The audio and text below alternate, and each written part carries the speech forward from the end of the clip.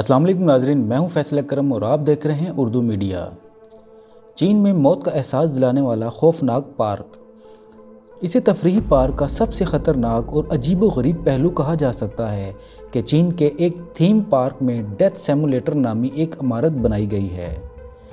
Video में आगे चलने से कबल हमारे चैनल पर नए आने वालों से गुजारिश है कि उर्दू मीडिया को सब्सक्राइब करते हुए साथ ही घंटी के बटन को भी दबा दें ताकि दिलचस्प और अजीब से मुतल्लिक वीडियोस आप तक पहुंचती रहें। इस बिल्डिंग में लोग मौत, तदफीन और दोबारा ज़िंदगी का तजर्बा कर सकते हैं।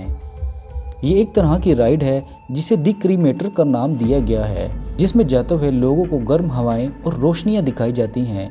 ये ride Windows of the world नामी पार्क में तामीर की गई है।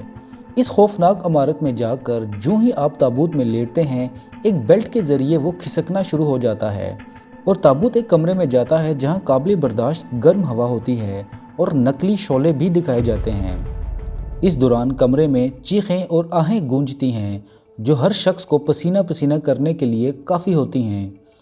इसमें बैठने वाले अक्सर अफराद कहते हैं कि वो दोबारा इसमें नहीं बैठेंगे और बाज़ लोगों ने इसे बहुत खौफनाक कहा है क्योंकि गर्मी के चैम्बर में 40 दर्जे सेंटीग्रेड तक गर्मी होती है।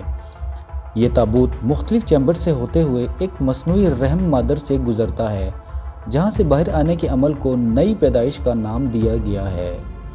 मौत के इस चैम्बर का टिकट पाकिस्तानी 7,000 रुपये है और इसका मकसद ज़िंदगी की कदर बयान करके लोगों को ज़िंदगी की कदर सिखाना है। दोस्तों, उम्मीद है आपको आज की ये वीडियो ज़रूर पसंद आई होगी।